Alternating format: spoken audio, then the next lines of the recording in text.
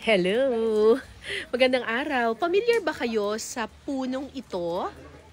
Pamilyar ba kayo sa prutas na kung tawagin ay fig? Sa mga nagbabasa ng Biblia, siguro nabasa nyo na yung fruit na fig.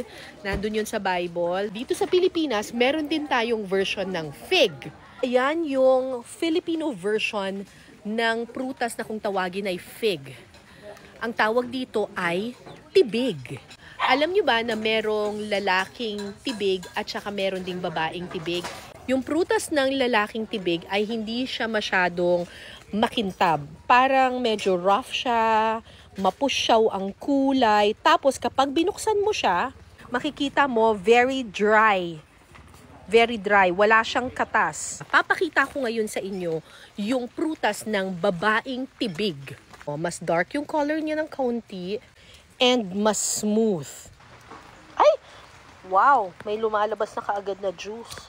Mas makatas siya, mas malambot siya, at ito napapakinabangan. Yung prutas ng babaeng tibig, yun lang ang nakakain. Pero yung prutas ng lalaking tibig, walang pakinabang.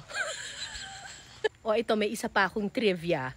Alam nyo ba na ang puno ng tibig ay tumutubo lamang sa mga lugar na may malapit na water source. Kaya kapag may nakita kayong puno ng tibig, siguradong may tubig. Pag may tibig, may tubig.